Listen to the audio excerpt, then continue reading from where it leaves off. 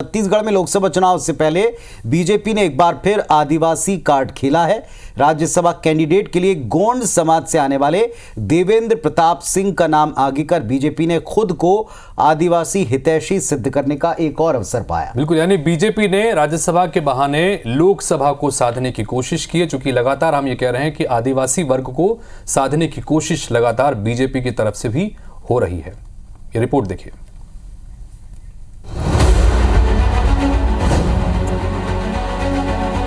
छत्तीसगढ़ सरकार के इन तीन बड़े चेहरों में एक बात कॉमन है, वो है इनका आदिवासी वर्ग से आना।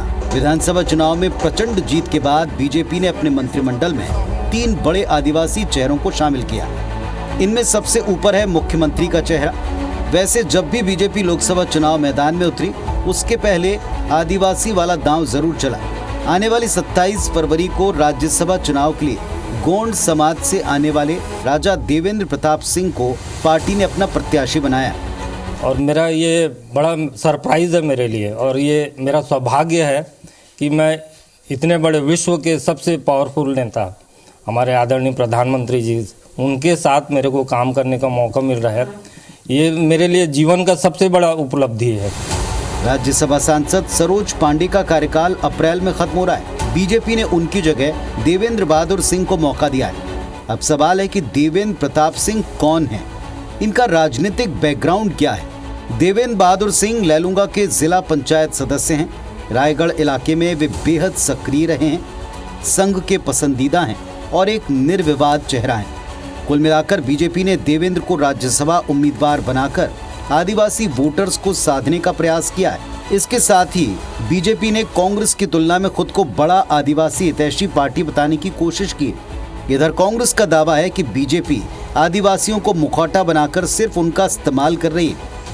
कांग्रेस ने इस राज्यसभा सांसद में भी धोखा दिया था, लेकिन भारतीय जनता पार्टी ऐसे हमारे क्या कहते हैं मजबूत आदमी को जो विभिन्न क्षेत्रों में काम कर रहे हैं, उनको अपना राज्यसभा सांसद के रूप में प्रस्तावित करके एक बहुत बड़ा मैसेज दिया है। देखिए, सिर्फ एक मुखौटा बनाकर केंद्र सरकार उपयोग कर रही है, भारतीय जनता पार्टी की सरकार उपयोग कर रही है। जल जंगल जमीन हमारा पहला अधिकार है, लेकिन इस सरकार डबल इंजन की सरकार ने सबसे पहला हक और सबसे पहला जो डाका हमारे आदिवासियों को जल जंगल जमीन के लिए उन्होंने किया है।